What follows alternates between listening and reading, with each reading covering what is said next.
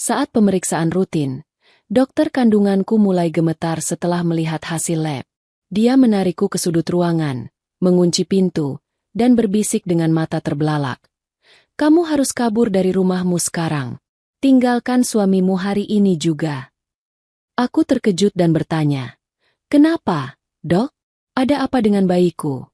Dia menjawab dengan suara tercekat, "Bukan bayimu, tapi kamu." Tidak ada waktu menjelaskan. Kamu akan paham betapa jahatnya dia saat melihat angka-angka ini. Apa yang dia tunjukkan di layar monitor membuat jantungku serasa berhenti berdetak-detik itu juga. Sebelum ceritanya dimulai, silakan tulis di kolom komentar dari daerah mana saja teman-teman yang menonton cerita ini. Jangan lupa like dan subscribe agar channel ini bisa semakin berkembang dan bisa mempersembahkan cerita yang lebih menarik lagi. 7 tahun. Itu bukan waktu yang singkat untuk sebuah penantian. 7 tahun aku dan Prasetyo, suamiku, menghabiskan waktu dalam doa, harapan, dan kekecewaan yang datang berulang kali setiap bulan. Rumah besar warisan orang tuaku ini sering terasa terlalu sunyi, terlalu luas untuk hanya diisi oleh kami berdua dan beberapa asisten rumah tangga. Keheningan itu seringkali menjadi pengingat menyakitkan bahwa belum ada suara tangis atau tawa kecil yang meramaikan ruang keluarga kami. Namun, Tuhan akhirnya menjawab doa panjang itu di tahun ke-7 pernikahan kami. Ketika aku melihat 2 garis merah muda yang samar namun pasti pada alat tes kehamilan pagi itu, duniaku seakan berhenti berputar. Aku menangis, bukan karena sedih, tapi karena luapan kebahagiaan yang tak terbendung. Aku segera berlari keluar kamar mandi, masih dengan tangan gemetar, menemui Prasetyo yang sedang bersiap-siap berangkat ke pabrik batik. Mas Pras, panggilku dengan suara serak karena tangis. Prasetyo yang sedang merapikan dasinya menoleh, sedikit terkejut melihat mataku yang basah. "Ada apa, sayang? Kenapa pagi-pagi sudah menangis? Ada masalah di pabrik?" Tanyanya dengan nada khawatir yang terdengar begitu tulus di telingaku. Aku menggeleng kuat-kuat, tak mampu berkata-kata, hanya menyodorkan benda kecil plastik itu ke hadapannya. Dia mengambilnya, mengamatinya selama beberapa detik, dan aku melihat perubahan ekspresi di wajahnya. Dari bingung, menjadi tak percaya, lalu sebuah senyum lebar merekah di bibirnya. Ini beneran, Ratna? Kamu hamil?" Suaranya bergetar. "Iya, Mas. Akhirnya kita akan jadi orang tua." Prasetyo langsung memelukku erat, mengangkat tubuhku sedikit dan memutarnya pelan. Tawa bahagianya memenuhi kamar tidur kami. "Alhamdulillah. Terima kasih, sayang. Ini kabar terbaik yang pernah aku dengar seumur hidupku. Kamu hebat. Kamu luar biasa." Sejak hari itu, atmosfer di rumah kami berubah total. Awan mendung penantian telah sirna, digantikan oleh matahari kebahagiaan yang bersinar terang. Prasetyo, yang selama ini memang dikenal sebagai suami yang santun dan perhatian, berubah menjadi sosok yang luar biasa protektif. Sikapnya yang sangat memanjakanku membuatku merasa menjadi wanita paling beruntung di dunia.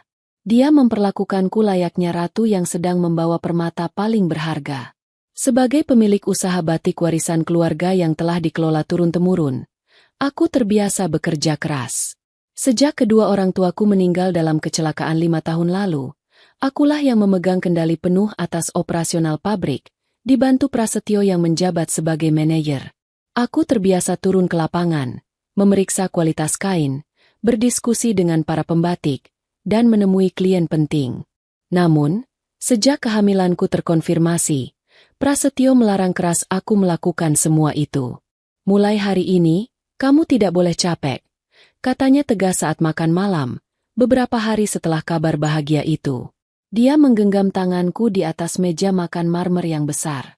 "Pabrik biar aku yang urus sepenuhnya. Kamu tahu kan, dokter bilang kehamilan pertamamu di usia 35 tahun ini cukup berisiko. Aku tidak mau terjadi apa-apa sama kamu atau anak kita." Awalnya, aku mencoba membantah. "Tapi Mas, ada beberapa desain baru untuk musim depan yang harus aku setujui. Klien dari Jepang juga maunya ketemu langsung sama aku." Prasetyo menggeleng. Matanya menatapku dengan sorot memohon yang membuatku luluh. "Ratna, Tolong dengarkan aku kali ini. Apa artinya semua bisnis itu kalau kamu kenapa-kenapa? Ingat perjuangan kita 7 tahun ini. Uang bisa dicari, tapi kesempatan memiliki anak ini mungkin tidak datang 2 kali. Biar aku yang handle klien Jepang itu. Kamu percaya sama suamimu sendiri, kan? Kata-katanya menohokku. Tentu saja aku percaya padanya. Dia suami yang sempurna di mataku. Akhirnya, aku mengalah. Aku menyerahkan sebagian besar tanggung jawabku di pabrik kepada Prasetyo. Aku menurut untuk tinggal di rumah, beristirahat total seperti putri yang terkurung di menara gading, demi buah hati yang sedang tumbuh di rahimku. Rutinitas baruku hanya seputar makan makanan sehat, mendengarkan musik klasik, membaca buku tentang pengasuhan anak, dan tidur. Prasetyo memastikan aku mendapatkan yang terbaik dari segalanya. Dia bahkan menciptakan sebuah ritual baru yang sangat manis setiap malam. Setiap pukul 9 malam, tepat sebelum kami beranjak tidur, Prasetyo akan pergi ke dapur sendiri. Dia tidak membiarkan pembantu yang melakukannya. Dia sendiri yang akan menyeduh susu khusus ibu hamil dengan suhu air yang pas. Dan yang paling penting, dia akan membawakanku sebuah kapsul berwarna merah tua yang dia sebut sebagai vitamin super. Ini diminumnya, sayang, ujarnya lembut. Duduk di tepi ranjang sambil menyodorkan segelas susu hangat dan kapsul itu. Aku memandangi kapsul itu. Ukurannya agak besar dan warnanya sedikit mencolok. Ini vitamin apa sih, Mas? Kok aku nggak pernah lihat merek ini di apotek? Dokter Linda nggak resepin ini deh kayaknya. Prasetyo tersenyum sabar. Tangannya membelai rambutku. Ini bukan vitamin sembarangan yang dijual di apotek lokal, Ratna. Ini impor langsung dari luar negeri. Temanku yang istrinya baru melahirkan di Singapura yang merekomendasikan ini. Harganya memang mahal sekali. Satu botolnya bisa jutaan. Tapi khasiatnya luar biasa untuk perkembangan otak janin dan menjaga kesehatan ibunya. Aku rela keluar uang berapapun demi kamu dan anak kita. Penjelasannya yang begitu meyakinkan, ditambah bumbu, harga mahal, dan, demi anak, membuat keraguanku sirna. Aku merasa sangat dicintai. Betapa beruntungnya aku memiliki suami yang rela melakukan apa saja demi kesehatanku. Tanpa bertanya lagi, aku menelan kapsul merah tua itu dengan bantuan susu hangat yang disiapkannya. Pintar, pujinya sambil mencium keningku setelah aku menghabiskan susu itu. Sekarang istirahat ya. Biar vitaminnya bekerja. Malam demi malam, ritual itu berulang. Aku menelan kapsul demi kapsul itu dengan penuh rasa syukur, membayangkan bayiku tumbuh sehat dan cerdas di dalam sana berkat perhatian luar biasa dari ayahnya. Aku tertidur dalam pelukan Prasetyo, merasa aman, merasa dijaga, tanpa sedikit pun menyadari bahwa tangan yang membelai rambutku setiap malam adalah tangan yang sama yang sedang menyiapkan petaka perlahan untukku. Kebahagiaan di rumah besar kami terasa begitu nyata, namun di balik permukaannya yang indah, ada sesuatu yang gelap sedang mengintai, bersembunyi di balik senyum manis seorang suami yang terlihat sempurna. Memasuki bulan kelima kehamilan, seharusnya seorang ibu hamil mengalami masa-masa yang disebut pregnancy glow, atau pancaran kehamilan. Orang bilang, di masa inilah wanita hamil terlihat paling cantik, dengan kulit yang lebih cerah karena aliran darah yang meningkat dan rambut yang lebih tebal karena perubahan hormon. Aku sangat menantikan masa itu. Aku ingin terlihat cantik saat perutku mulai membuncit lucu. Namun, kenyataan yang kuhadapi sungguh jauh berbeda dari teori di buku-buku kehamilan yang kubaca. Bukannya makin segar, aku justru merasa makin layu dari hari ke hari. Seperti bunga yang kekurangan air di tengah terik matahari, vitalitasku perlahan tersedot habis. Perubahan itu dimulai dari hal-hal kecil yang awalnya kuabaikan. Aku mulai merasa sangat mudah lelah. Bukan sekadar lelah biasa karena membawa beban tambahan di perut, tapi kelelahan yang menusuk sampai ke tulang. Bangun tidur di pagi hari rasanya seperti baru selesai lari maraton. Sendi-sendiku terasa kaku dan nyeri, seolah-olah aku tiba-tiba menua 20 tahun dalam semalam. Lalu, perubahan fisik mulai terlihat jelas. Saat bercermin di pagi hari, aku sering terkejut melihat pantulan wajahku sendiri. Kulitku yang dulunya kuning langsat khas wanita Jawa, kini berubah menjadi pucat pasi, nyaris abu-abu. Lingkaran hitam di bawah mataku semakin dalam, membuatku terlihat seperti orang yang tidak tidur berhari-hari, padahal Prasetyo selalu memastikanku tidur cukup. Yang paling membuatku panik adalah rambutku. Setiap kali aku keramas atau menyisir rambut, gumpalan-gumpalan besar rambut rontok di tanganku. Lantai kamar mandi sering dipenuhi helaian rambut hitamku yang panjang. Aku pernah menangis di depan cermin kamar mandi sambil memegang segenggam rambut yang baru saja rontok. "Mas, lihat rambutku," aduku pada Prasetyo suatu malam, menunjukkan sisir yang penuh rambut. "Ini nggak wajar, Mas. Masa rontoknya sebanyak ini? Aku takut botak sebelum melahirkan." Prasetyo, seperti biasa, menanggapi dengan tenang dan senyum yang menenangkan. Dia mengambil sisir itu dari tanganku dan membersihkannya. "Sayang, jangan panik begitu. Itu kan biasa. Perubahan hormon saat hamil itu memang aneh-aneh efeknya. Ada yang rambutnya jadi bagus. Ada yang rontok kayak kamu. Nanti setelah melahirkan juga tumbuh lagi kok. Kamu terlalu banyak pikiran sih. Makanya stres dan rambutnya rontok." Penjelasannya selalu terdengar masuk akal. Dia selalu menyalahkan hormon. Dan karena aku belum pernah hamil sebelumnya, aku tidak punya pembanding. Aku hanya bisa mempercayainya. Tapi gejala yang muncul semakin aneh. Suatu hari, saat sedang memotong kuku, aku menyadari sesuatu yang mengerikan. Kuku-kuku jari tanganku, terutama di bagian pangkalnya, mulai menunjukkan garis-garis kebiruan yang samar. Bukan biru karena terbentur, tapi warna biru yang seolah muncul dari dalam daging. Aku merasakan ketakutan yang menjalar dingin di punggungku. Aku segera mencari Prasetyo yang sedang duduk di ruang kerja, memeriksa laporan pabrik. "Mas, coba lihat kuku aku," kataku sambil menyodorkan tanganku yang gemetar. "Kenapa warnanya biru begini? Ini jelas nggak normal." Prasetyo meletakkan berkas laporannya, memegang tanganku dan mengamatinya sebentar. Alih-alih khawatir, dia malah tertawa kecil. "Aduh, Ratna, kamu ini makin hari makin paranoid deh. Itu mungkin karena kamu kedinginan. AC di kamar memang agak dingin kan tadi? Atau mungkin sirkulasi darah kamu agak terhambat karena posisi tidur. Jangan suka mencari-cari penyakit Kasihan bayinya kalau ibunya stres terus." "Tapi Mas, aku merasa ada yang gak beres sama badanku. Selain kuku biru, perutku juga sering sakit.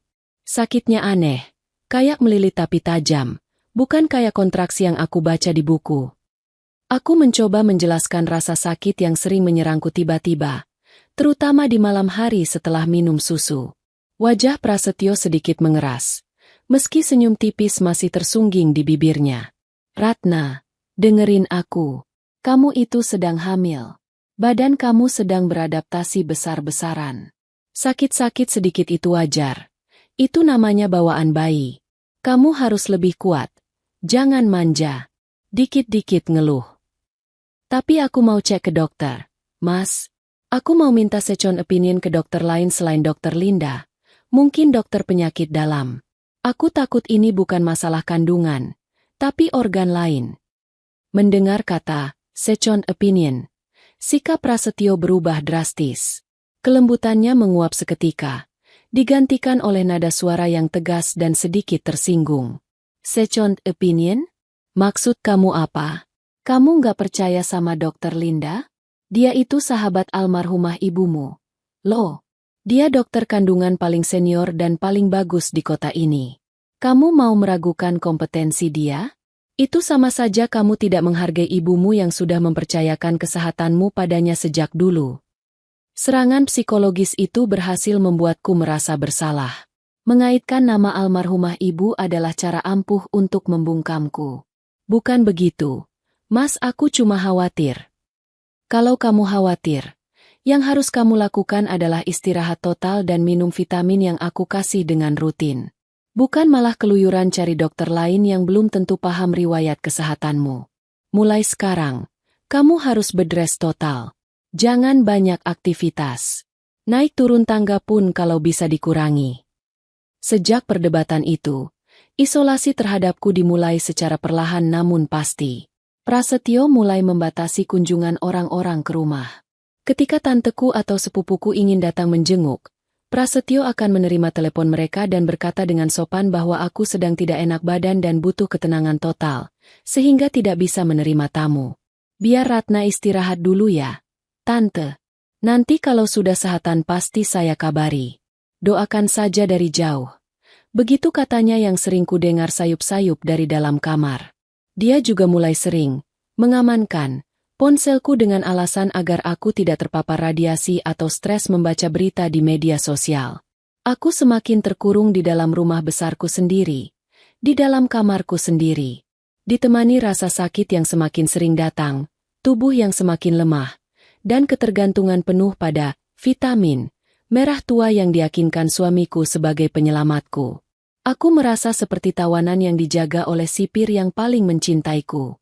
Dan jauh di lubuk hatiku, ada suara kecil yang terus berteriak bahwa ada sesuatu yang sangat salah. Namun suara itu tenggelam oleh rasa percaya dan cinta butaku pada Prasetyo. Hari itu seharusnya menjadi hari yang biasa. Hari di mana aku bisa melihat perkembangan janin yang sudah memasuki usia 5 bulan lewat layar monitor hitam putih. Jadwal pemeriksaan rutin ke dokter kandungan adalah satu-satunya momen di mana aku diizinkan keluar rumah oleh Prasetyo. Biasanya, dia akan sangat antusias, bangun lebih pagi dari biasanya, menyiapkan segala keperluanku, dan menggandeng tanganku erat-erat mulai dari pintu rumah sampai ke ruang praktik dokter. Dia tidak pernah absen. Dia selalu ingin menjadi suami siaga yang sempurna di mata semua orang, terutama di depan Dokter Linda. Namun, pagi ini berbeda. Saat aku sedang menyisir sisa-sisa rambutku yang semakin tipis di depan cermin rias, Prasetyo masuk dengan wajah yang ditekuk, ponsel menempel di telinganya. Dia berbicara dengan nada tinggi, terdengar marah pada seseorang di ujung telepon. Setelah menutup telepon, dia menghela napas panjang dan menghampiriku. "Sayang, maafkan aku ya," ucapnya sambil memegang bahuku yang kini terasa sangat kurus. "Aku sepertinya tidak bisa mengantarmu ke tempat Dokter Linda pagi ini. Ada masalah besar di gudang pengiriman. Kain batik pesanan klien dari Jerman tertahan di bea cukai karena kesalahan administrasi orang gudang. Aku harus ke sana sekarang juga untuk membereskannya. Kalau tidak kita bisa rugi miliaran." Aku menatapnya lewat pantulan cermin. Ada rasa kecewa, tapi juga sedikit kelegaan yang aneh. Jujur saja, belakangan ini, berada di dekat Prasetyo membuatku merasa sesak, meski aku tidak tahu kenapa. "Tidak apa-apa, Mas. Masalah pabrik lebih penting. Aku bisa berangkat sendiri sama Pak Asep." Prasetyo tampak ragu sejenak. "Kamu yakin kuat jalan sendiri? Nanti aku pesan kursi roda di lobi klinik biar kamu tidak capek." Aku benar-benar merasa bersalah tidak bisa menemani. "Aku kuat kok, Mas. Cuma check up biasa, kan?" Jawabku mencoba tersenyum, meski bibirku terasa kering dan pecah-pecah. Akhirnya, setelah mencium keningku dan memberikan serangkaian instruksi pada Pak Asep, sopir setia keluargaku sejak zaman mendiang ayah, Prasetyo berangkat dengan terburu-buru. Sepeninggal dia, aku berjalan tertatih menuju mobil. Kakiku rasanya berat sekali, seolah ada rantai besi yang membelenggu pergelangan kakiku. Napasku memburu hanya karena berjalan 10 meter dari pintu depan ke garasi. Di dalam mobil, aku menyandarkan kepala ke jendela. Melihat jalanan kota yang macet, orang-orang yang berlalu lalang, dan pedagang kaki lima, aku merasa seperti orang asing. Sudah berapa lama aku terkurung di rumah? Sebulan? 2 bulan? Dunia di luar sana terus berputar. Sementara duniaku perlahan meredup dan menyusut hanya sebatas dinding kamar tidur. Non Ratna terlihat pucat sekali. Pak Asep berkomentar sambil melirik lewat kaca spion tengah. Nada suaranya terdengar sangat khawatir. "Apa perlu kita ke rumah sakit besar saja, Non? Jangan ke klinik biasa." "Enggak usah, Pak. Ke tempat Dokter Linda saja. Mas Prasetyo bilang aku cuma kurang istirahat." Jawabku lemah. Aku tidak punya tenaga untuk berdebat atau mengubah rencana. Sesampainya di klinik Dokter Linda, perawat yang sudah mengenalku langsung menyambut dengan sigap. Sesuai instruksi Prasetyo, mereka menyiapkan kursi roda.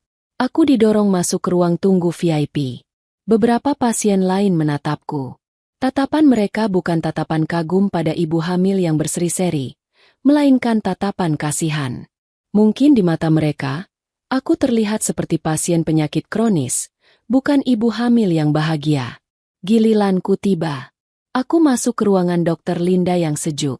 Dr. Linda, wanita parubaya yang anggun dengan kacamata berantai emas, tersenyum lebar menyambutku. Dia adalah sahabat mendiang ibuku, dan dia sudah menganggapku seperti anaknya sendiri. Halo, Ratna sayang. Mana suami tampanmu itu? Tumben tidak ikut. Sapanya ramah sambil membantuku naik ke tempat tidur periksa. Mas Pras ada urusan mendadak di pabrik. Dok, biasalah, masalah ekspor. Jawabku sambil meringis saat mencoba membaringkan tubuhku yang kaku. Oh, begitu. Ya sudah, kita cek dulu ya cucu tante ini. Dokter Linda mulai mengoleskan gel dingin ke perutku yang mulai membuncit.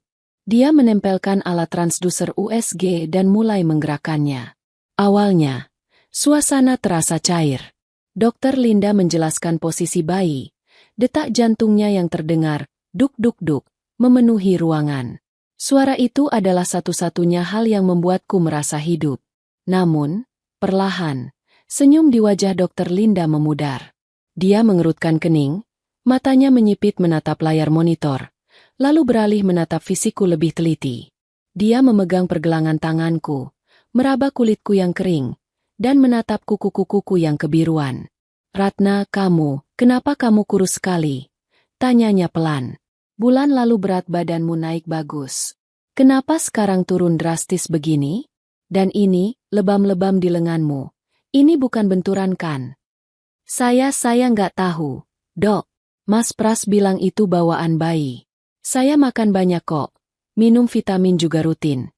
Jawabku bingung. Tepat saat itu, seorang perawat mengetuk pintu dan masuk membawa amplop coklat. Dok, ini hasil cek darah lengkap Bu Ratna yang diambil di lab depan tadi sebelum masuk. Hasilnya baru keluar dan dikirim urgent. Dokter Linda menerima amplop itu. Dia membukanya dengan santai. Mungkin mengira hanya akan melihat kadar hemoglobin atau gula darah biasa. Namun, saat matanya menyapu baris demi baris angka di kertas itu, aku melihat perubahan yang mengerikan. Tangan Dokter Linda mulai gemetar. Kertas di tangannya bergetar hebat. Wajahnya yang tadi segar, seketika berubah pucat pasi, seputih jas dokter yang dikenakannya. Matanya terbelalak, memancarkan horor yang belum pernah kulihat sebelumnya. Dia menatap kertas itu, lalu menatapku, lalu kembali ke kertas itu seolah tidak percaya apa yang dibacanya. Sus, suara Dokter Linda terdengar serak dan rendah. Keluar sekarang. Tapi Dok, saya belum selesai mencatat. Saya bilang keluar, bentak Dokter Linda tiba-tiba, membuatku dan perawat itu terlonjak kaget. Dokter Linda tidak pernah membentak. Tinggalkan kami berdua. Kunci pintu depan dan jangan biarkan siapapun masuk, termasuk kalau suaminya tiba-tiba datang. Sekarang. Perawat itu mengangguk ketakutan dan bergegas keluar, menutup pintu rapat-rapat. Suasana hening yang mencekam menyelimuti ruangan. Hanya suara detak jantung bayiku dari mesin USG yang masih terdengar. Ironis di tengah ketegangan ini. Dokter Linda mematikan monitor USG dengan kasar, lalu berjalan cepat ke arah pintu, memutar kunci slot dengan tangan yang masih gemetar. Dia berbalik menatapku. Napasnya memburu. Dia berjalan mendekatiku, mencengkeram bahuku dengan kuat, sangat kuat hingga terasa sakit. Ratna, panggilnya. Suaranya bergetar menahan tangis atau amarah. Aku tak tahu. Dengarkan tante baik-baik. Kamu harus tinggalkan rumah itu sekarang. Jangan pulang ke sana. Ceraikan suamimu hari ini juga. Aku ternganga, bingung dan takut. Dok, tante kenapa? Ada apa? Apa bayiku cacat? Apa ada yang salah sama kandunganku? Bukan bayimu, Ratna, tapi kamu. Dokter Linda menekan suaranya. Air mata mulai menggenang di pelupuk matanya. Nyawamu yang sedang di ujung tanduk. Laki-laki itu. Prasetyo, dia iblis. Jantungku rasanya berhenti berdetak mendengar kata-kata Dokter Linda. Iblis? Prasetyo, suamiku yang setiap malam menyeduhkanku susu, yang memijat kakiku saat bengkak, yang melarangku bekerja demi kesehatanku? Tidak mungkin. Dokter Linda pasti salah paham. Mungkin dia salah baca hasil lab. Tante bicara apa sih? Aku mencoba duduk, meski kepalaku pusing bukan main. Mas Pras itu suami yang sangat baik. Dia merawatku dengan luar biasa.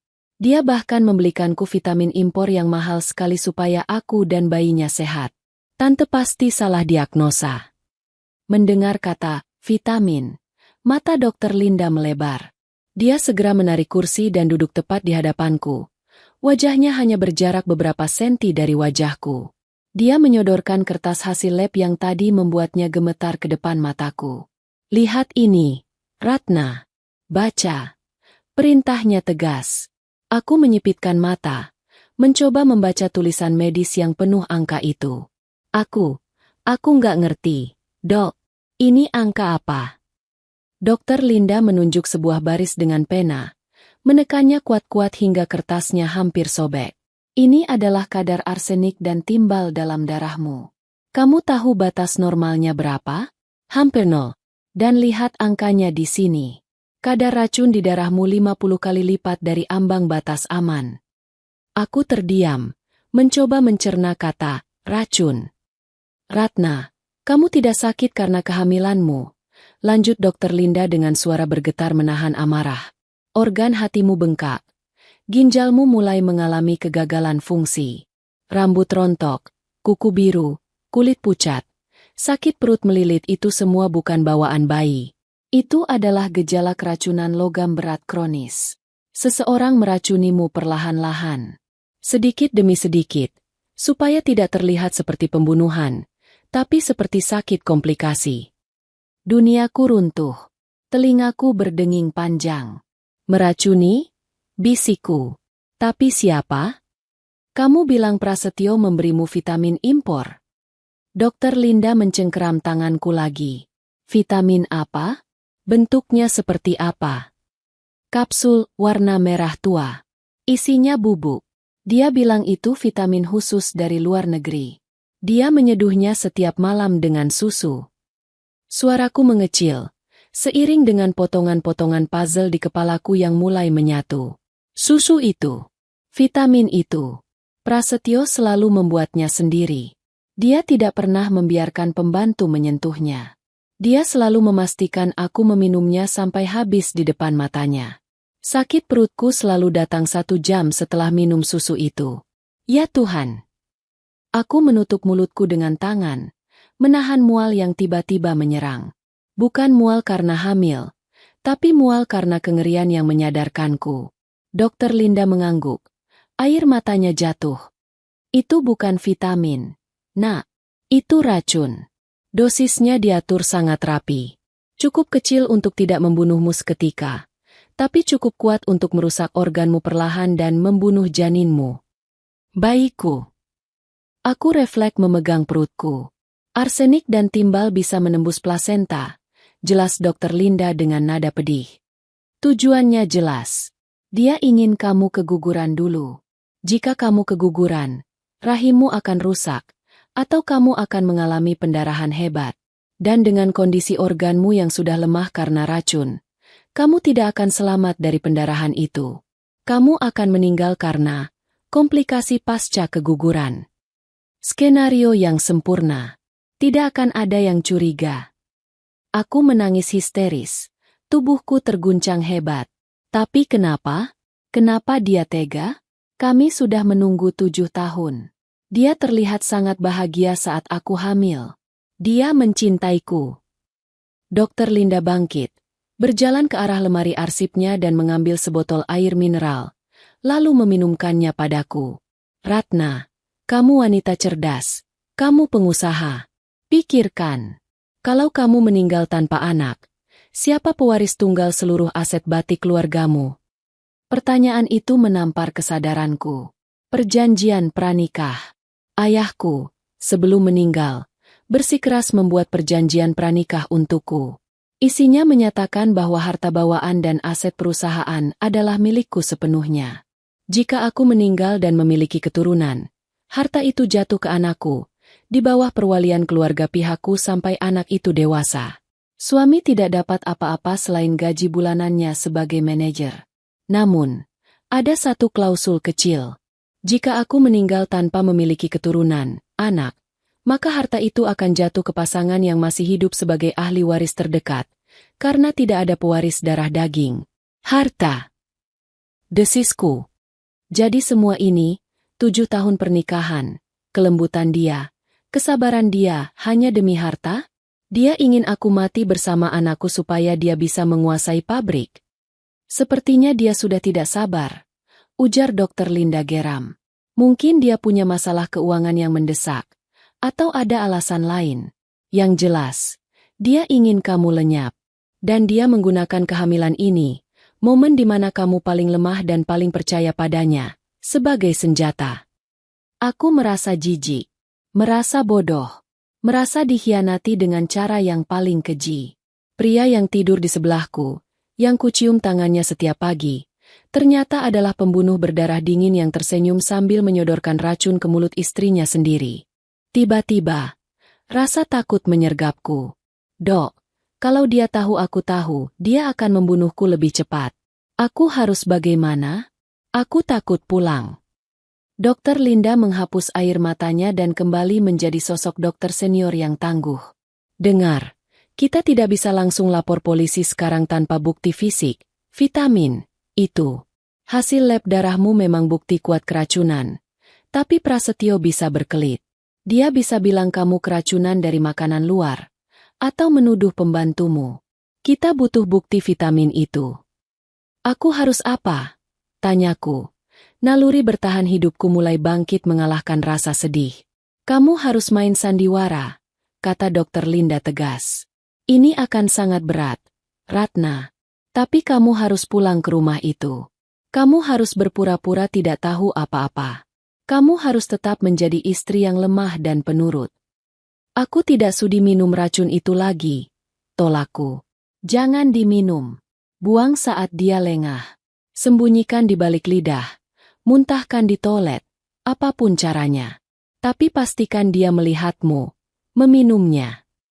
Dan yang paling penting, kamu harus berhasil mengambil 1 atau 2 butir kapsul itu tanpa sepengetahuannya. Bawa ke saya. Biar saya kirim ke lab forensik kepolisian. Begitu kita punya hasil lab kapsul itu, kita bisa seret dia ke penjara. Aku menatap perutku. Ada nyawa kecil di sana yang harus kuselamatkan. Nyawa yang ayahnya sendiri ingin lenyapkan. Rasa sedih di hatiku perlahan berubah menjadi gumpalan amarah yang panas. Prasetyo pikir aku adalah wanita lemah yang bisa dia bodohi dan dia bunuh perlahan? Dia salah besar. Aku adalah anak dari pemilik batik terbesar di kota ini. Darah pedagang dan pejuang mengalir di tubuhku. Aku menghapus air mataku dengan kasar. Wajahku yang tadi penuh ketakutan, kini mengeras. Baik, Dok, kataku dingin. Aku akan pulang. Aku akan menjadi aktris terbaik yang pernah dia lihat. Dia ingin istri yang sakit-sakitan dan mati perlahan? Akan kuberikan apa yang dia mau. Sampai aku mendapatkan bukti itu. Dan saat-saat itu tiba, aku akan pastikan dia membusuk di tempat yang paling hina. Dokter Linda menatapku dengan bangga, lalu memelukku erat. Itu baru anak sahabatku. Ingat, aku akan memantau kondisimu setiap hari lewat pesan rahasia.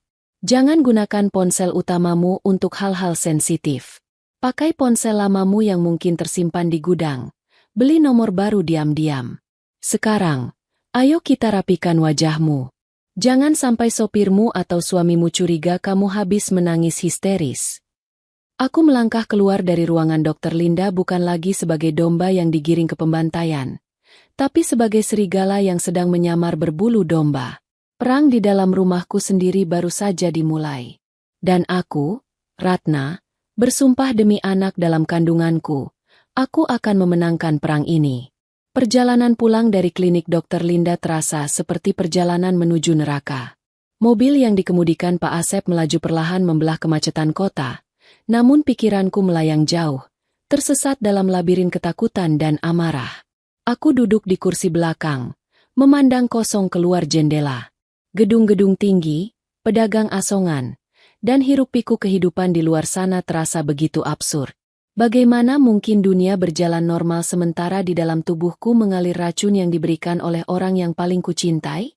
Setiap kali mobil berguncang sedikit karena jalan berlubang, aku refleks memegang perutku. Naluri keibuanku yang selama ini tertidur kini bangun dengan ganas. Ada nyawa di dalam sini. Nyawa yang tidak berdosa, yang sedang berjuang tumbuh di tengah lautan racun. Prasetyo ingin membunuhnya. Prasetyo ingin membunuhku. Fakta itu berulang kali kuhantamkan ke dinding kesadaranku agar aku tidak lupa, agar aku tidak luluh oleh wajah manisnya nanti. Pak Asep sesekali melirik lewat spion. Non Ratna, kita mampir beli bubur ayam dulu? Non belum makan siang, kan? Muka non pucat sekali. Aku menggeleng lemah. Langsung pulang saja, Pak. Aku cuma mau tidur. Suaraku terdengar serak, namun kali ini bukan karena sakit fisik, melainkan karena menahan teriakan yang ingin meledak dari tenggorokanku. Sesampainya di rumah, gerbang besi yang megah itu terbuka perlahan. Dulu, aku selalu merasa bangga melihat rumah peninggalan orang tuaku ini. Pilar-pilarnya yang kokoh melambangkan kesuksesan keluarga kami. Namun kini, rumah ini tampak seperti mausoleum. Dingin, kaku, dan menyimpan rahasia mematikan. Saat aku melangkah masuk ruang tamu, Prasetyo sudah ada di sana. Dia duduk di sofa kulit. Jasnya sudah dilepas. Lengan kemejanya digulung. Wajahnya tampak lelah. Namun begitu melihatku, topeng, suami sempurna, itu langsung terpasang. Dia bangkit dan setengah berlari menghampiriku. Sayang, kamu sudah pulang. Dia meraih tanganku, hendak mencium pipiku. Darahku berdesir hebat. Seluruh sel di tubuhku menjerit ingin menolak sentuhannya. Aku ingin meludahinya, mencakar wajahnya, dan berteriak bahwa aku tahu segalanya. Namun, kata-kata Dokter Linda terngiang di kepalaku. Main cantik. Jangan sampai dia curiga. Aku memaksakan diri untuk tidak menepis tangannya. Sebaliknya, aku membiarkan tubuhku terkulai lemas ke dalam pelukannya, menggunakan sisa tenagaku untuk berakting. Mas! Rintihku pelan, membenamkan wajah di dadanya agar dia tidak bisa melihat mataku yang memancarkan kebencian. Aku capek sekali. Prasetyo memapahku dengan lembut menuju kamar tidur utama di lantai bawah. Kamar yang kami pindati sejak aku hamil agar aku tidak perlu naik tangga. Gimana kata Dokter Linda? Kenapa lama sekali? Aku telepon klinik tadi katanya kamu masih di dalam. Ini adalah ujian pertamaku. Aku harus berbohong dengan sempurna. Aku menarik napas panjang, menghirup aroma parfum mahalnya yang kini terasa memuakan. Dokter Linda bilang kondisiku memang menurun, Mas. Jawabku sambil merebahkan diri di kasur. Aku menatap langit-langit kamar, menghindari tatapan langsung matanya. Katanya plasentanya agak lemah, jadi nutrisi ke bayi kurang lancar. Makanya aku jadi kurus dan bayi menyerap semua energiku. Dia marah sekali karena aku terlihat kurus. Aku melirik Prasetyo. Wajahnya tampak tegang sesaat, lalu rileks kembali. Penjelasanku masuk akal dan mendukung narasinya bahwa aku sakit. Terus, dia kasih obat baru. Tanyanya menyelidik. Enggak, aku menggeleng. Dia bilang vitamin dari kamu itu sudah bagus. Komposisinya lengkap. Dia cuma suruh dosis istirahatnya ditambah. Aku benar-benar harus bedres total. Mas, nggak boleh mikir berat-berat. Senyum tipis terukir di bibir Prasetyo. Senyum kemenangan. Dia merasa rencananya berjalan mulus. Dokter pun tidak curiga. Pikirnya. Tuh kan, apa aku bilang? Ujarnya sambil mengelus kepalaku. Sentuhannya membuat kulit kepalaku merinding jijik. Dokter Linda itu memang hebat. Tapi kadang dia terlalu panik. Yang penting kamu turuti kata Mas. Minum vitamin yang rajin. Istirahat. Makan enak. Biar Mas yang urus semuanya. Sore itu berlalu dengan siksaan mental yang luar biasa. Aku harus berpura-pura tidur saat dia ada di kamar. Padahal mataku terjaga penuh, mengawasi setiap gerak-geriknya. Aku melihatnya menelepon seseorang di balkon dengan suara pelan. Mungkin selingkuhannya, atau mungkin penagih utang. Malam harinya adalah puncak ketegangan. Jam dinding menunjukkan pukul 9 malam. Waktu eksekusi.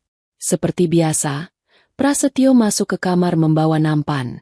Di atasnya ada segelas susu hamil hangat dan satu kapsul merah tua itu. Kapsul kematian. Jantungku berdegup kencang. Takut suaranya terdengar olehnya. Aku duduk bersandar di kepala ranjang. Mengatur napas agar terlihat sesak dan lemah. Waktunya minum vitamin, Tuan Putri. Katanya riang. Dia duduk di tepi ranjang. Menyodorkan kapsul itu ke telapak tanganku. Aku menatap kapsul merah itu. Benda sekecil ini bisa menghancurkan ginjal dan hatiku. Di dalamnya terkandung arsenik dan timbal, racun yang biasa dipakai untuk membunuh hama. Dan suamiku memberikannya padaku dengan senyum manis. Ayo, diminum. Biar dedek bayinya kuat. Desaknya lembut ketika melihatku terdiam. Aku menatapnya.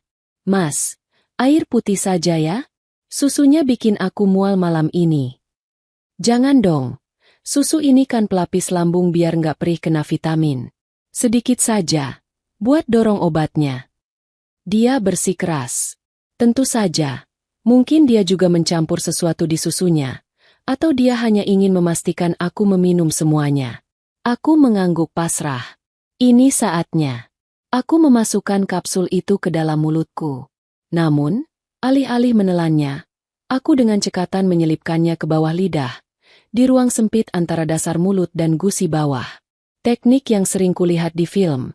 Namun tak pernah kusangka harus kupraktikan demi nyawaku sendiri.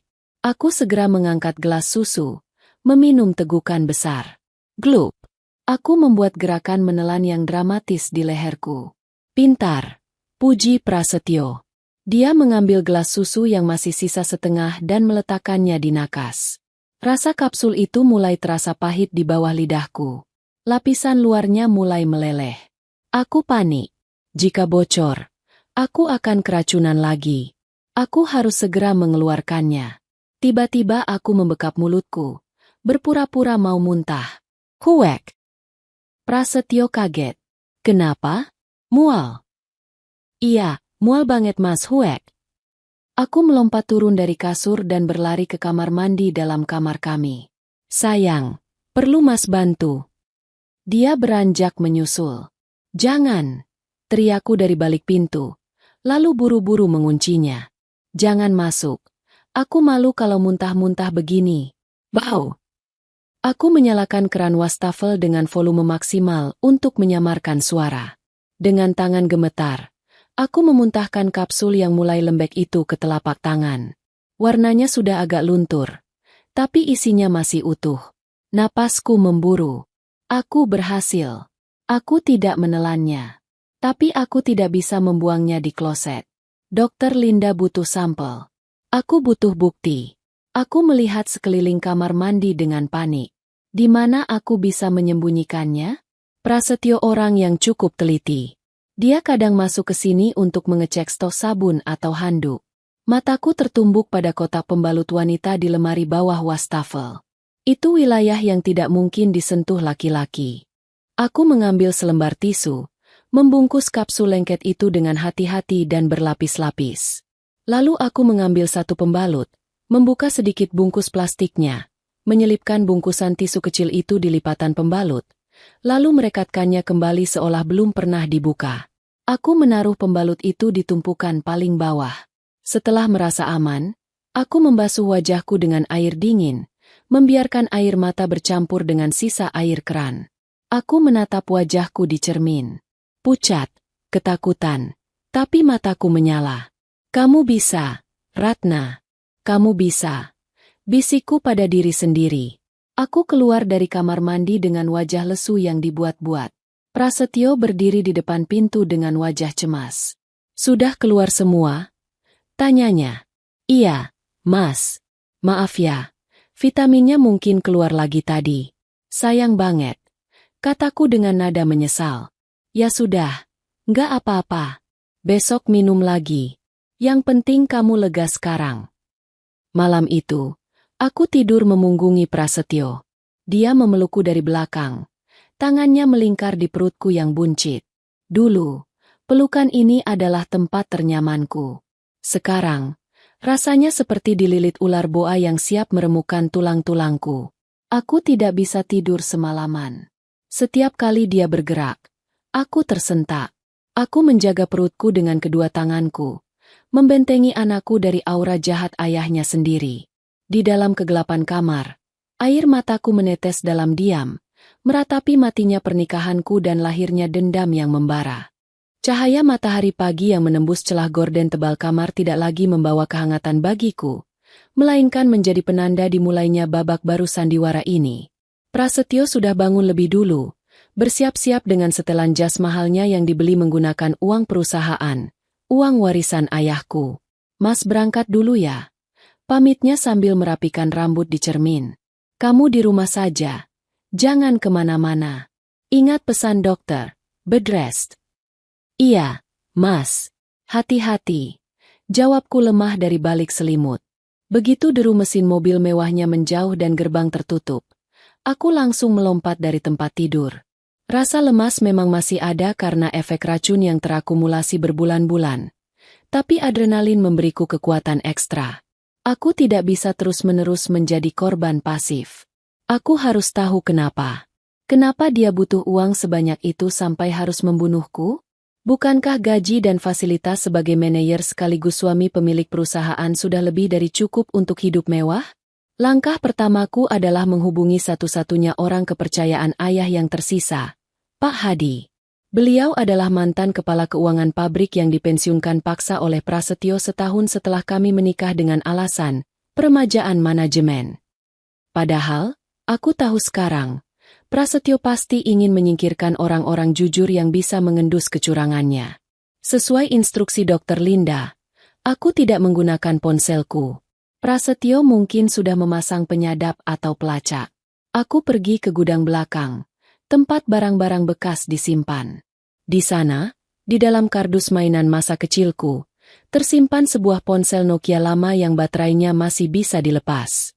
Kemarin, aku diam-diam meminta tolong Mbok Nah, pembantu senior yang sudah mengasuhku sejak bayi, untuk membelikan kartu perdana baru di warung saat dia belanja sayur.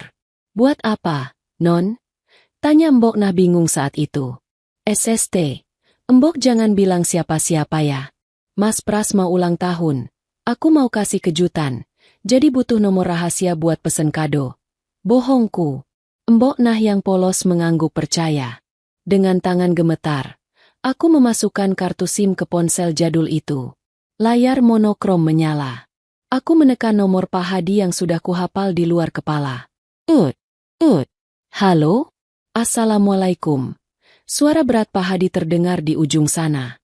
Waalaikumsalam. Pak Hadi, ini Ratna. Bisikku cepat. Hening sejenak. Non Ratna? Tumben sekali menelepon pakai nomor asing? Ada apa, Non? Suara Non kok terdengar panik. Pak, saya butuh bantuan Bapak. Ini soal hidup dan mati. Saya tidak bisa jelaskan detailnya sekarang karena tidak aman. Tapi saya mohon, Bapak selidiki keuangan suami saya, Prasetyo.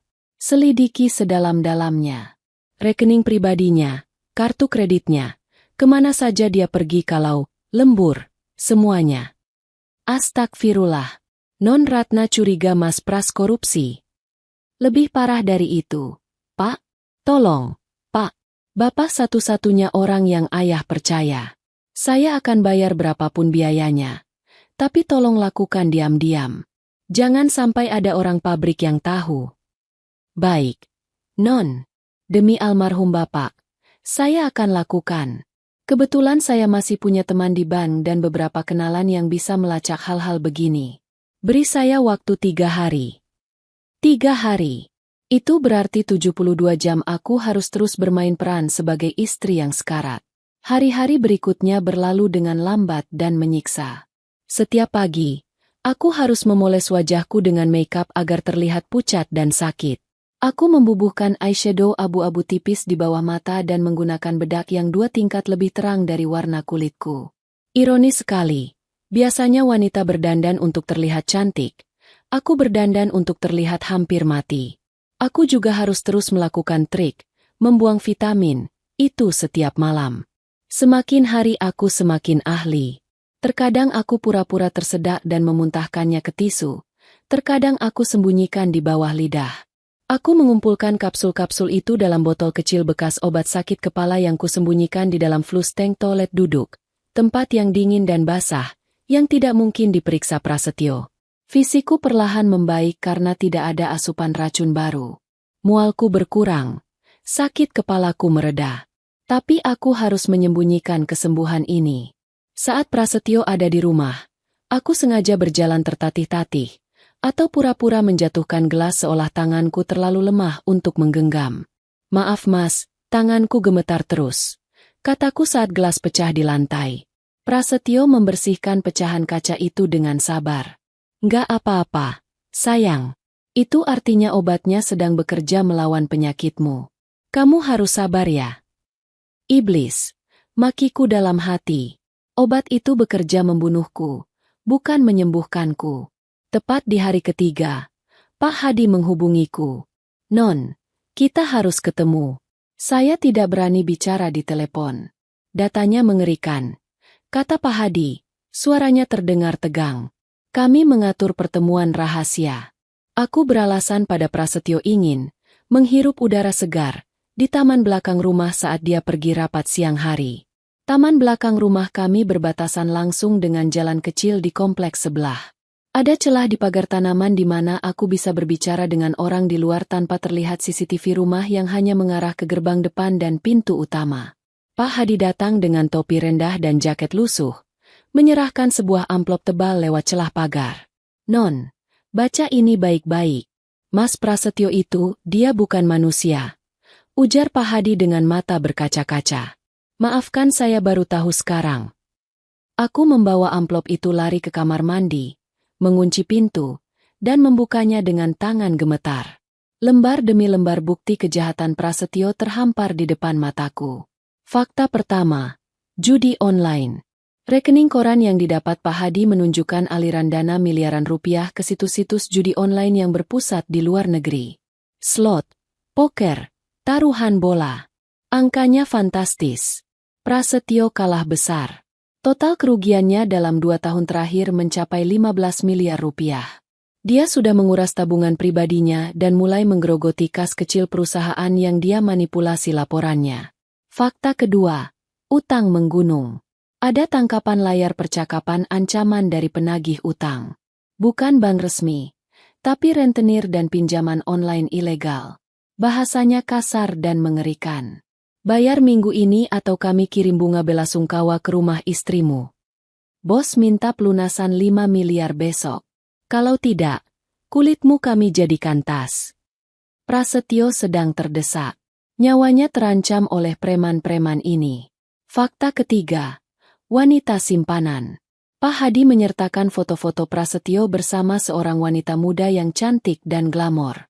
Namanya Fiona, seorang model Instagram. Ada bukti chat di mana wanita itu merengek minta dibelikan rumah mewah di kawasan elit sebagai syarat untuk tetap bersama Prasetyo. Mas, pokoknya bulan depan aku mau kunci rumah itu sudah di tanganku. Kalau enggak, aku bongkar semuanya ke istrimu yang penyakitan itu. Dan Prasetyo membalas. Sabar sayang.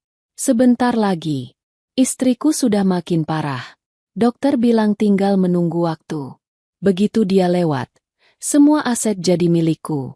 Kita bisa beli rumah itu. Bahkan kita bisa beli satu kompleks sekalian. Aku menutup mulutku rapat-rapat agar tidak menjerit. Air mataku tumpah, membasahi kertas-kertas bukti pengkhianatan itu. Jadi inilah hargaku. Inilah harga nyawa anakku. Hanya demi menutupi utang judinya dan memuaskan nafsu simpanannya. Dia menungguku mati seperti orang menunggu paket datang. Tapi ada satu hal yang mengganjal. Kenapa harus membunuhku? Kenapa tidak ceraikan saja dan minta gonogini? Aku teringat brankas kecil di ruang kerja mendiang ayah.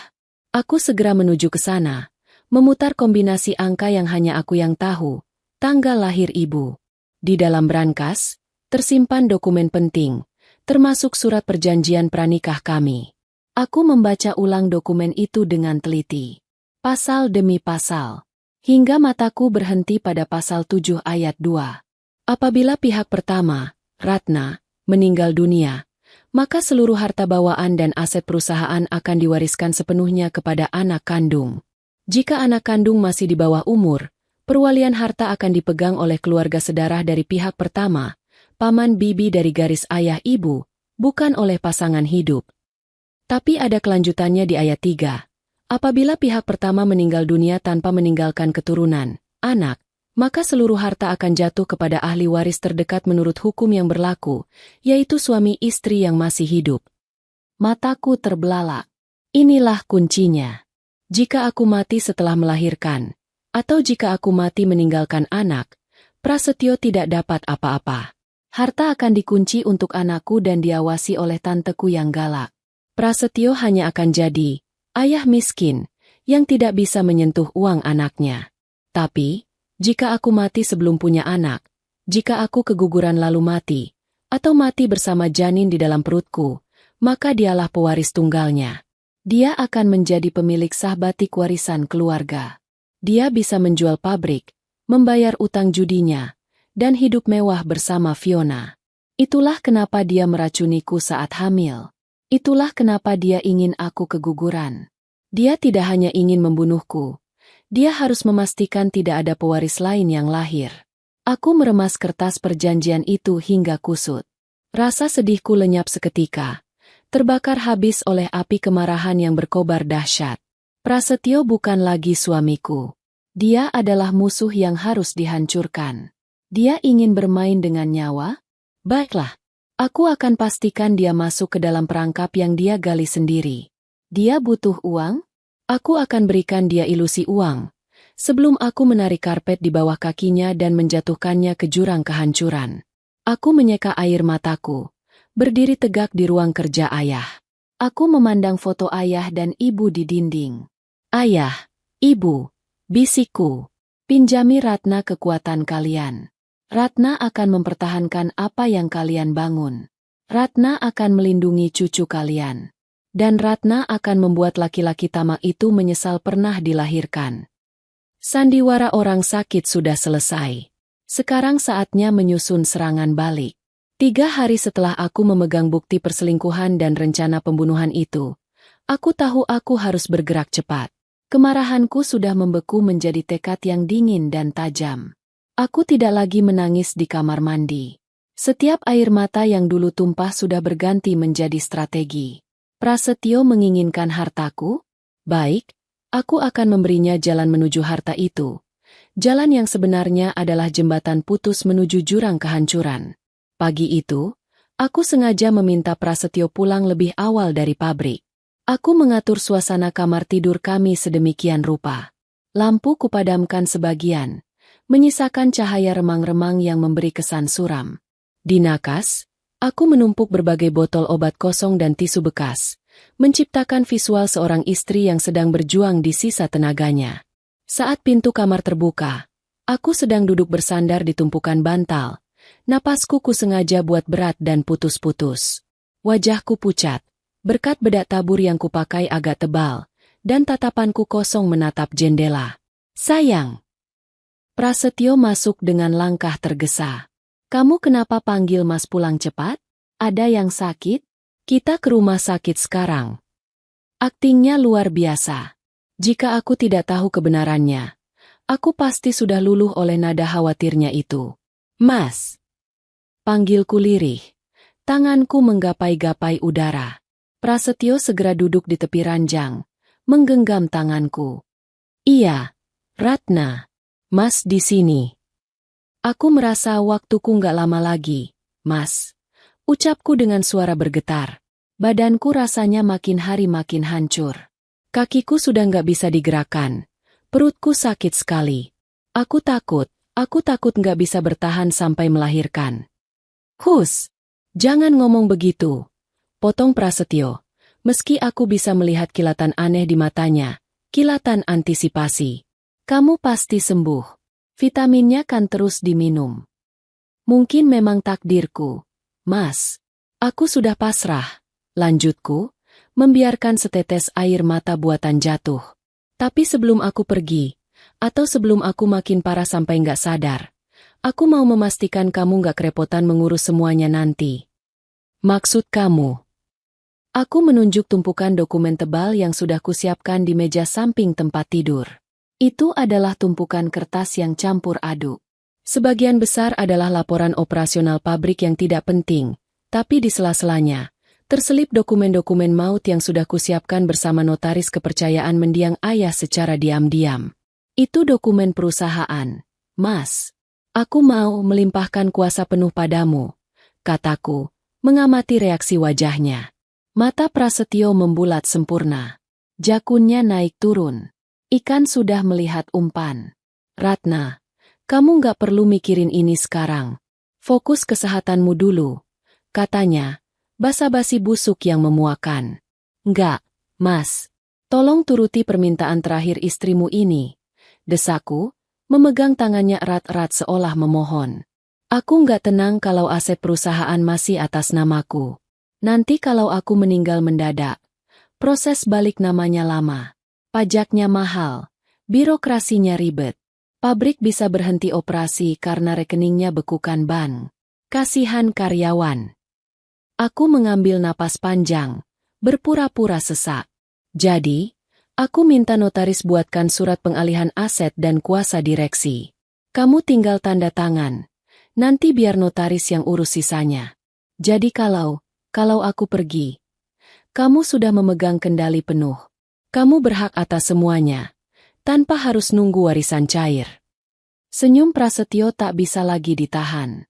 Sudut bibirnya berkedut menahan girang. Dia pasti berpikir ini adalah jackpot. Dia tidak perlu membunuhku sampai mati pun. Hartanya sudah jatuh ke tangannya. Kalau itu maumu demi ketenanganmu baiklah, Mas akan tanda tangan. Ujarnya dengan nada sok berat hati. Dia mengambil pena emas dari saku jasnya.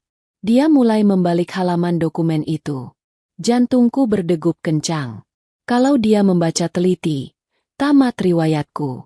Tapi aku tahu kelemahan terbesarnya. Dia malas dan tamak. Dia tidak pernah suka membaca detail kontrak kerja sama pabrik. Dia selalu menyuruh bawahannya. Dan sekarang, di hadapan harta karun yang disodorkan istri sekarat, kewaspadaannya pasti nol.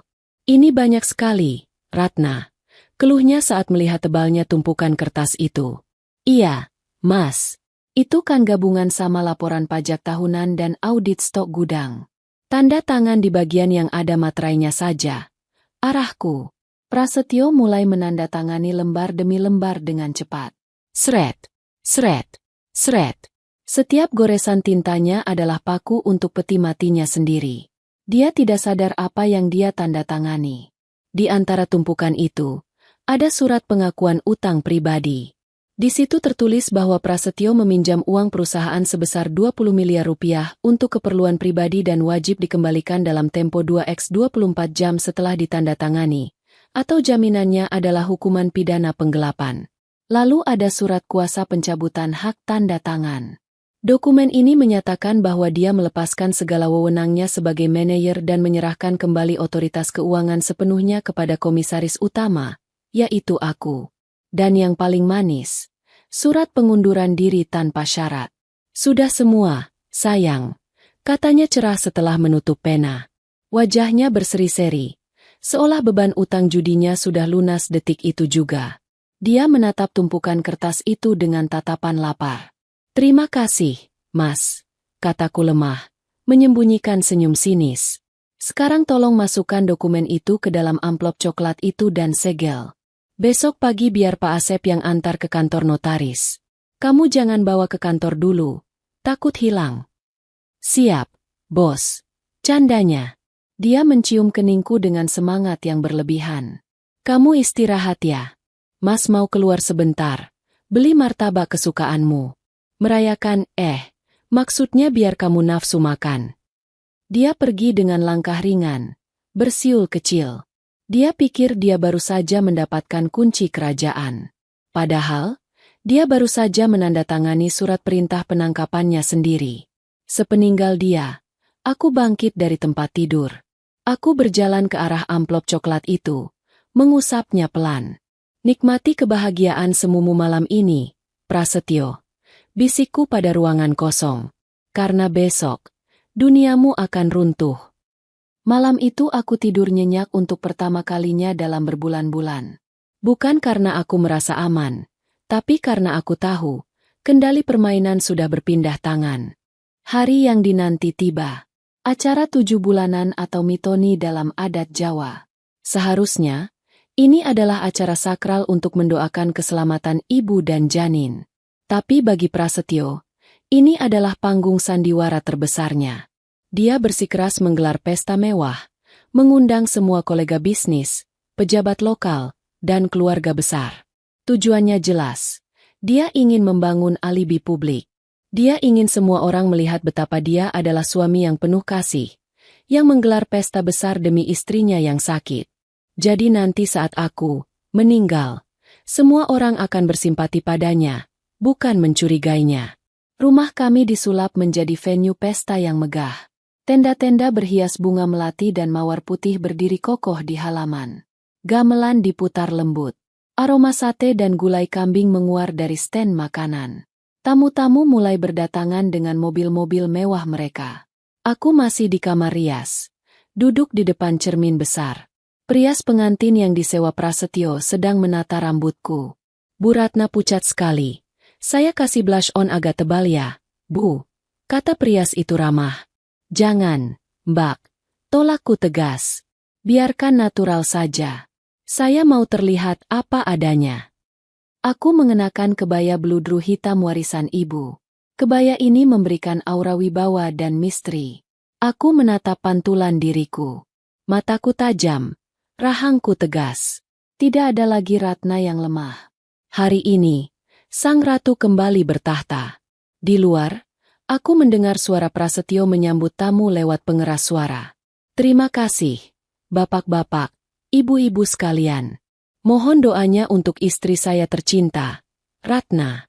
Kondisinya memang sedang kurang baik, tapi semangatnya untuk bertemu bapak ibu sekalian sangat besar. Kami mohon doa agar persalinannya nanti lancar, meski dokter bilang risikonya tinggi. Suaranya dibuat bergetar, seolah menahan tangis haru. Tepuk tangan simpati terdengar riuh. Munafik. Tepat pukul 7 malam, acara inti dimulai.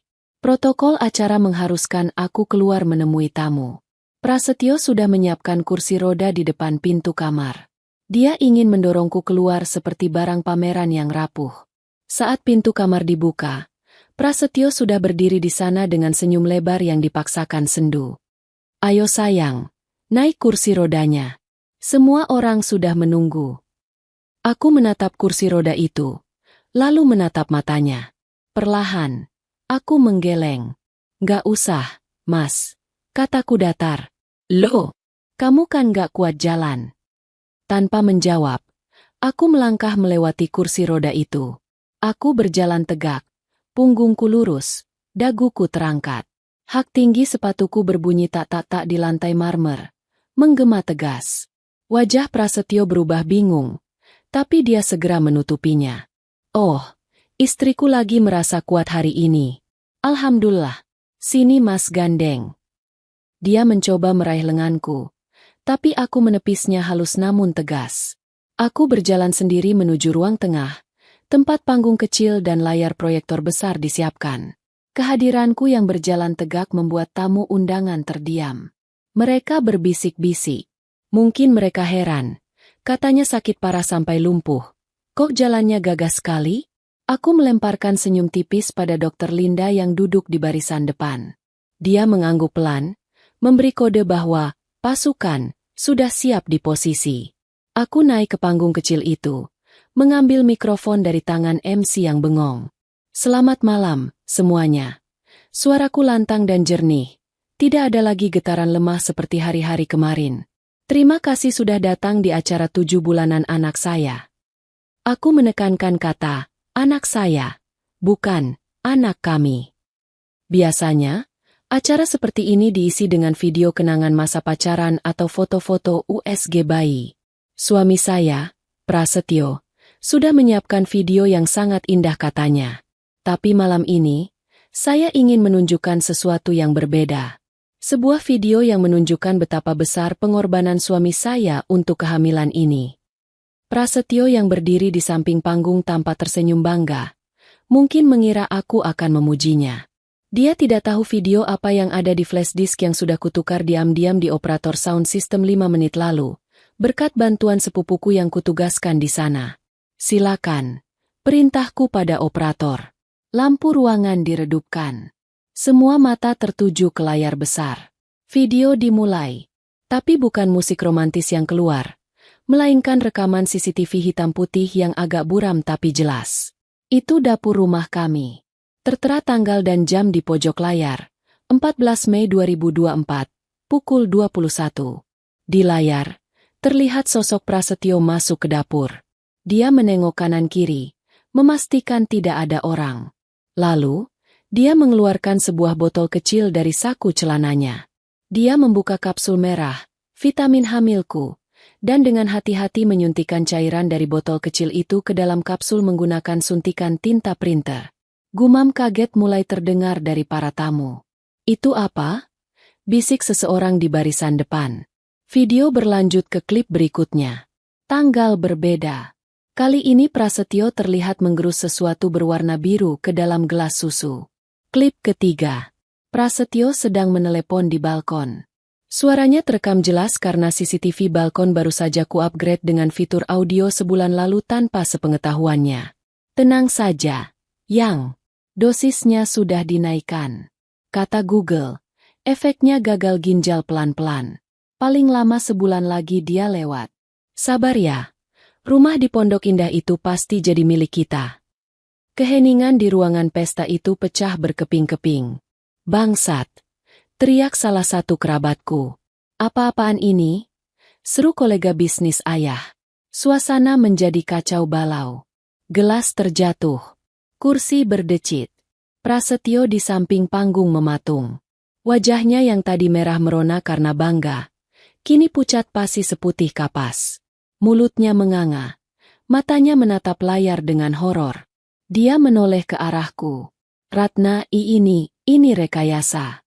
Ini Dep Fake. Teriaknya panik. Mencoba merebut mikrofon. Jangan percaya. Istriku gila. Dia sakit jiwa karena hormon. Aku mundur selangkah, menatapnya dengan tatapan merendahkan yang sangat dingin. Rekayasa. Mas? Lalu bagaimana dengan hasil lab forensik ini? Aku mengeluarkan amplop hasil lab dari balik kebayaku dan melemparkannya ke wajahnya. Kertas-kertas berhamburan. Itu hasil analisis kapsul yang kamu berikan padaku semalam. Isinya arsenik dan timbal. Dan ini. Aku menunjuk ke arah pintu masuk. Pintu utama terbuka lebar. 2 orang polisi berseragam lengkap masuk, diikuti oleh Dr. Linda. Dan di belakang mereka, seorang wanita muda dengan gaun merah mencolok digiring masuk oleh 2 orang berbadan tegap, orang suruhan Pak Hadi. Itu Fiona. Selingkuhannya. Fiona tampak ketakutan setengah mati. Begitu melihat Prasetyo, dia langsung berteriak. Dia yang suruh. Saya nggak tahu apa-apa soal racun. Saya cuma dipacarin. Pak polisi, tangkap dia, jangan saya. Prasetyo mundur. Terpojok. Dia melihat ke sekeliling. Tamu-tamu memandangnya dengan jijik dan marah. Tidak ada jalan keluar. Panggung sandiwaranya runtuh. Menimpa dirinya sendiri dengan beban yang sangat berat. Aku mendekat ke arahnya. Membisikkan sesuatu yang hanya bisa didengar olehnya. Kamu mau harta, Mas? Tadi pagi kamu sudah tanda tangan pengakuan utang 20 miliar ke perusahaan. Kamu bukan cuma akan membusuk di penjara karena percobaan pembunuhan, tapi kamu juga akan bangkrut, miskin, dan hina. Selamat menikmati warisan dariku. Prasetyo jatuh berlutut. Kakinya lemas. Bukan karena akting, tapi karena ketakutan yang nyata. Malam yang seharusnya menjadi penobatannya sebagai raja, berubah menjadi eksekusi publik yang paling memalukan. Suasana di aula rumahku yang megah berubah menjadi arena pertarungan yang kacau balau. Video di layar proyektor telah berhenti memutar, menyisakan frame wajah Prasetyo yang sedang menyuntikkan racun dengan seringai licik. Gambar diam itu seolah menatap seluruh tamu undangan dengan tatapan mencemooh, menelanjangi kemunafikan yang selama ini ia bangun dengan rapi. Kepanikan melanda ruangan. Suara gelas kristal yang pecah karena tersenggol tamu yang kaget terdengar nyaring, bersahutan dengan gumaman ngeri dan teriakan marah dari keluarga besarku. Prasetyo, yang baru saja jatuh berlutut karena syok, berusaha bangkit dengan sisa-sisa harga dirinya yang sudah hancur lebur. Wajahnya yang tadi pucat kini memerah padam, campuran antara rasa malu yang membakar dan kepanikan seorang kriminal yang tertangkap basah. Bohong! Semuanya bohong! Teriaknya dengan suara parau, menunjuk-nunjuk layar proyektor dengan tangan gemetar. Dia berlari ke tengah panggung, mencoba merebut mikrofon dari tanganku, namun dua orang petugas keamanan, yang sudah disiapkan oleh Pak Hadi, dengan sigap menahan tubuhnya. "Lepaskan saya. Saya tuan rumah di sini," bentak Prasetyo sambil meronta-ronta. Dia menatap para tamu undangan, mencari sekutu, mencari wajah yang mungkin mempercayainya. "Bapak-bapak, ibu-ibu, tolong jangan percaya video itu. Itu rekayasa. Istri saya, Ratna, dia sedang sakit jiwa. Hormon kehamilannya membuat dia berhalusinasi dan paranoid. Dia sengaja membuat video palsu itu untuk menjatuhkan saya karena dia cemburu buta." Dia beralih menatapku dengan mata melotot, mencoba memanipulasi situasi dengan gaslighting tingkat akhir. "Ratna, sadarlah. Apa yang kamu lakukan? Kamu mau menghancurkan reputasi suamimu sendiri? Ingat anak kita. Kamu stres. Sayang, ayo kita masuk kamar, minum obatmu, dan lupakan semua kegilaan ini." Aku hanya berdiri diam di tempatku, menatapnya dengan tatapan dingin yang tak tersentuh. Dulu, kata-kata manipulatif seperti itu akan membuatku ragu, membuatku merasa bersalah. Tapi hari ini, kata-kata itu hanya terdengar seperti gonggongan anjing yang terpojok. "Obat?" tanyaku dengan suara tenang namun menggema lewat pengeras suara. "Maksud kamu, vitamin, yang berisi racun tikus itu?" Dokter Linda melangkah maju membelah kerumunan. Di tangannya, dia membawa sebuah map tebal berlambang kepolisian. Wajahnya keras, matanya memancarkan kemarahan seorang ibu yang anaknya disakiti. Dia naik ke atas panggung, berdiri di sampingku, dan mengambil alih mikrofon. "Saya Dr. Linda, dokter kandungan senior yang menangani Ratna, sekaligus saksi ahli dalam kasus ini." Suaranya tegas, membungkam keriuhan di ruangan. "Saya mempertaruhkan sumpah dokter saya malam ini. Apa yang kalian lihat di video itu bukan rekayasa. Hasil laboratorium forensik dari Mabes Polri yang saya pegang ini menyatakan bahwa kapsul yang diminum Ratna setiap malam mengandung arsenik trioksida dan timbal dalam dosis letal yang diakumulasi. Tujuannya adalah merusak organ vital secara perlahan dan mematikan janin." Dokter Linda mengangkat map itu tinggi-tinggi. "Ini bukan kegilaan hormon. Ini adalah percobaan pembunuhan berencana yang dilakukan dengan sangat dingin dan terstruktur." Pernyataan Dr. Linda bagaikan palu godam yang menghantam sisa-sisa pembelaan Prasetyo. Tamu undangan tersentak. Beberapa ibu-ibu menutup mulut mereka. Ngeri membayangkan kekejaman itu. Enggak mungkin." Prasetyo menggeleng-gelengkan kepalanya, mundur perlahan. Tiba-tiba, dari arah pintu masuk, suara hak tinggi beradu dengan lantai marmer terdengar mendekat.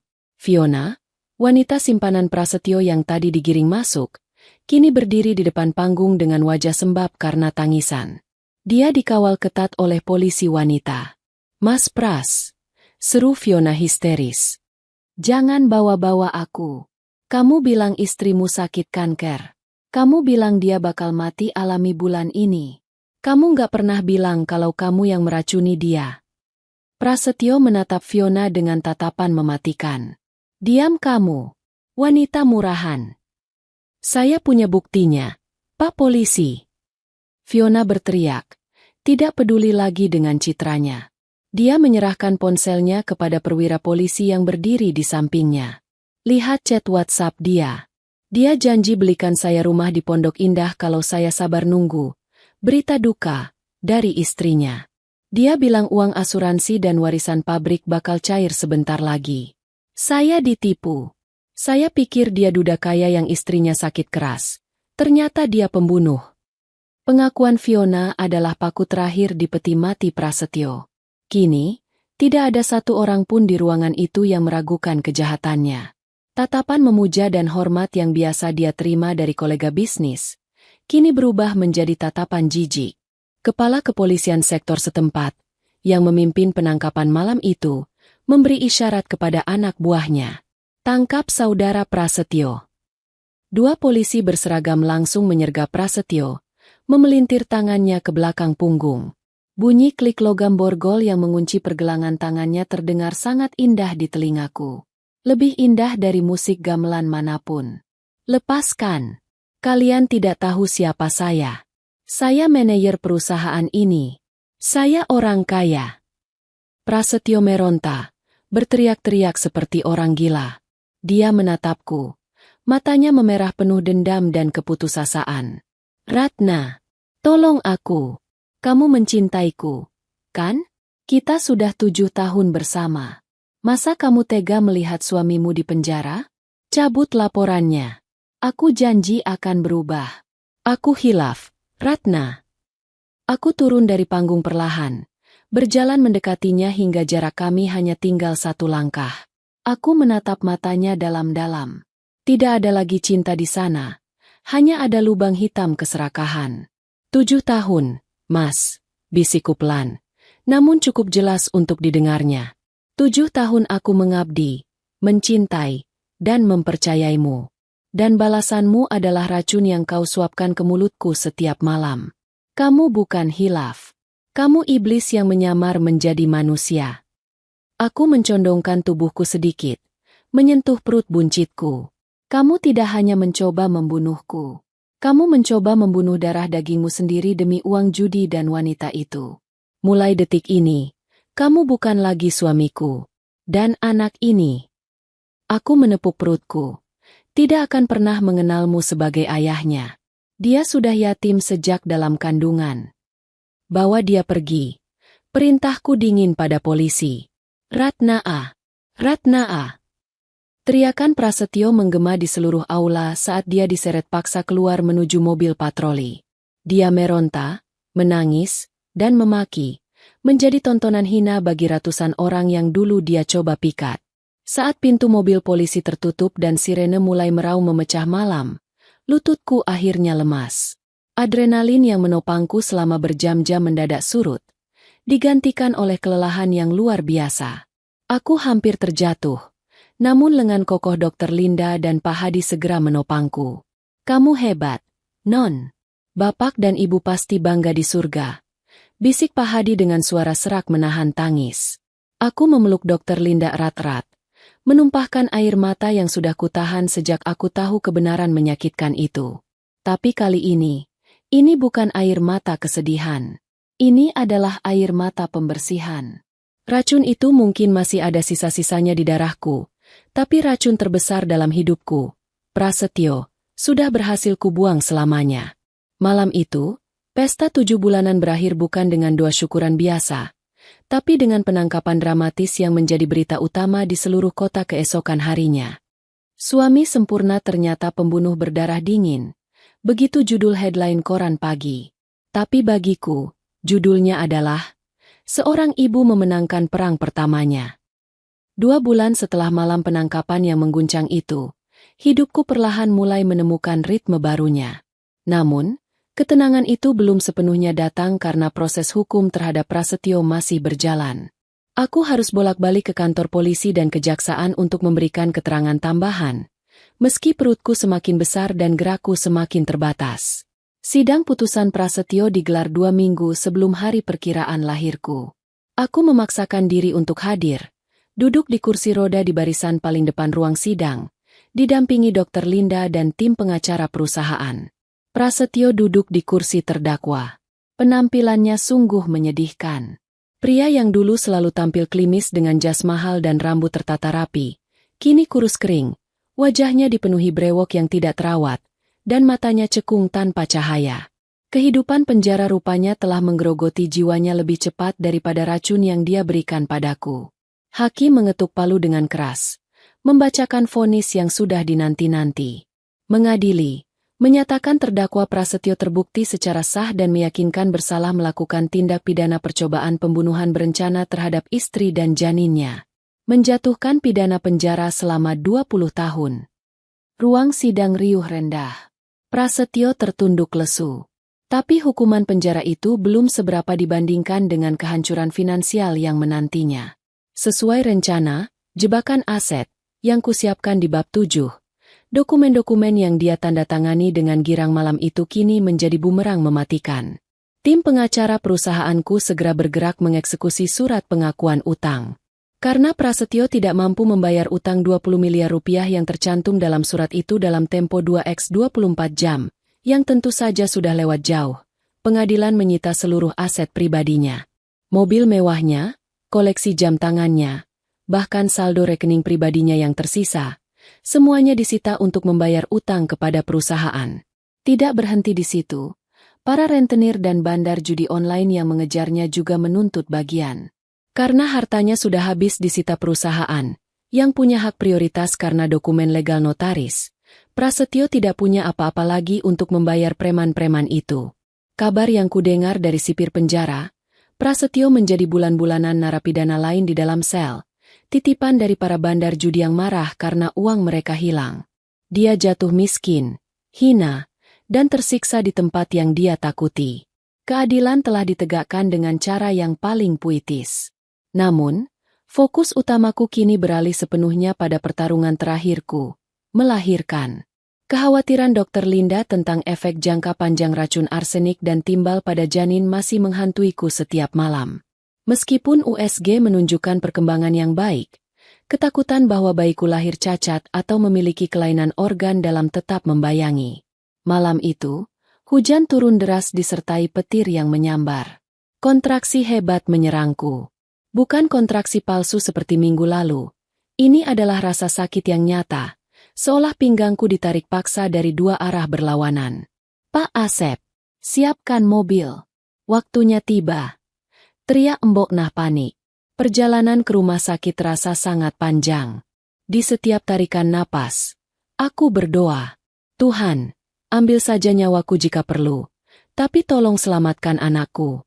Jangan biarkan racun itu menyentuhnya sedikitpun. Sesampainya di rumah sakit, Dr. Linda sudah siap dengan tim medis lengkap. Dia tahu ini persalinan berisiko tinggi. Kondisi ginjal dan hatiku yang belum pulih 100% membuatku rentan mengalami pendarahan atau eklampsia. Ratna, dengar tante. Dr. Linda menggenggam tanganku erat di ruang bersalin. Matanya menatapku tajam di balik masker medis. Kamu harus kuat mengejan. Kita harus keluarkan bayi ini secepat mungkin. Detak jantungnya agak melemah. Kamu siap? Aku mengangguk lemah. Keringat dingin membasahi seluruh tubuhku.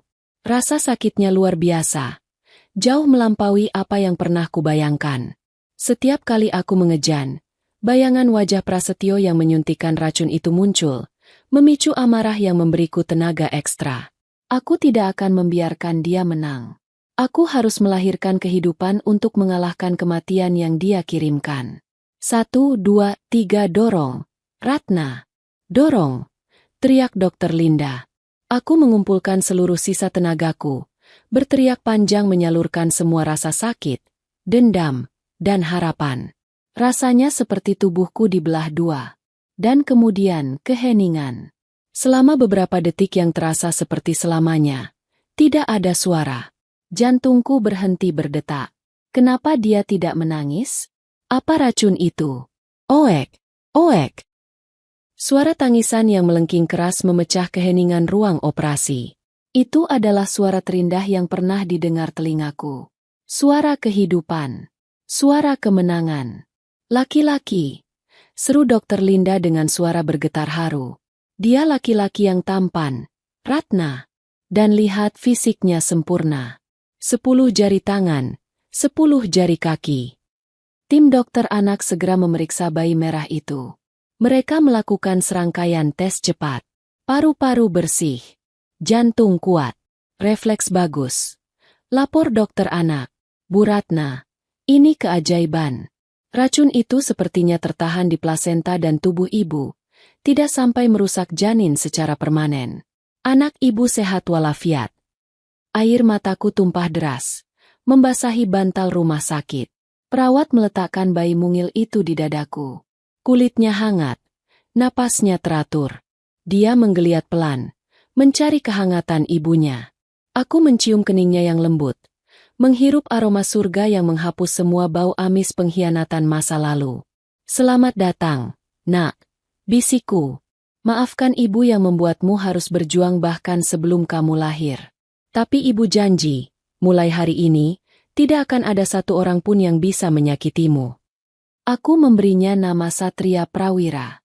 Satria yang berarti pejuang, dan Prawira yang berarti pemberani. Dia adalah bukti nyata bahwa kejahatan sekuat apapun tidak akan bisa mengalahkan cinta seorang ibu. 5 tahun kemudian, suasana pabrik batik pagi itu sangat sibuk. Truk-truk kontainer besar sedang memuat kain-kain batik tulis kualitas premium untuk diekspor ke Eropa. Aku berdiri di lantai 2 kantor, mengawasi kesibukan di bawah lewat jendela kaca besar. Penampilanku sudah jauh berbeda. Tidak ada lagi Ratna yang kurus kering dan pucat. Kini aku berdiri tegak dengan setelan blazer modern yang membalut tubuh sehatku. Rambutku tumbuh lebat kembali, berkilau hitam. Di bawah kepemimpinanku, perusahaan batik warisan ayah berkembang 2 kali lipat lebih besar. Aku membersihkan semua parasit di perusahaan, menerapkan sistem manajemen yang transparan, dan menjadikan kesejahteraan karyawan sebagai prioritas. Ibu Ratna, sekretarisku mengetuk pintu. Rapat dengan investor dari Singapura akan dimulai 10 menit lagi. Baik, saya segera ke sana, jawabku. Tiba-tiba, pintu ruanganku terbuka lebar. Seorang anak laki-laki berusia 5 tahun berlari masuk dengan semangat, membawa selembar kertas gambar. Ibu, ibu, lihat gambarku. Serunya riang. Aku tersenyum lebar, berjongkok untuk menyambut pelukannya. Satria tumbuh menjadi anak yang cerdas, aktif, dan sangat penyayang. Wajahnya mirip denganku. Untungnya tidak ada sedikit pun gurat wajah Prasetyo di sana. Wah, gambar apa ini, Satria? Tanyaku sambil mengelus rambutnya. Ini gambar ibu. Ibu pakai baju superhero, terus ibu lagi ngelawan monster jahat. Ibu menang. Jelasnya dengan mata berbinar. Aku tertegun sejenak menatap gambar coretan krayon itu. Satria tidak pernah tahu cerita sebenarnya tentang ayahnya. Dia hanya tahu ayahnya sudah pergi jauh karena berbuat jahat. Tapi entah bagaimana, naluri anak ini menangkap esensi perjuanganku. Iya, nak, kataku sambil mengecup pipinya. Ibu menang karena ibu punya Satria. Pak Hadi, yang kini kembali menjabat sebagai direktur keuangan, masuk menyusul Satria. Maaf Bu, Den Satria lari cepat sekali tadi. Tidak apa-apa, Pak. Tolong jaga Satria sebentar ya selama saya rapat. Saat aku berjalan menuju ruang rapat, aku melewati sebuah cermin besar di lorong. Aku melihat pantulan diriku. Bukan lagi sebagai korban, tapi sebagai penyintas. Sebagai pemenang. Prasetyo mungkin masih mendekam di penjara, menghabiskan sisa hidupnya dalam penyesalan dan kemiskinan. Tapi aku tidak lagi memikirkannya. Dendamku sudah selesai saat palu hakim diketuk. Kini, energiku hanya untuk masa depan. Aku belajar satu hal penting dari semua tragedi ini. Kelembutan seorang wanita, dan kasih sayang seorang istri, bukanlah kelemahan. Tapi jika itu dikhianati, ia bisa berubah menjadi kekuatan paling mematikan yang sanggup meruntuhkan gunung. Vitamin maut itu memang hampir membunuhku, tapi pada akhirnya, ia justru menjadi pupuk yang membuatku tumbuh menjadi wanita yang jauh lebih kuat dari sebelumnya. Aku membuka pintu ruang rapat dengan percaya diri. Selamat pagi semuanya. Mari kita mulai. Tamat. Tamat. Tamat. Tamat. Tamat. Tamat.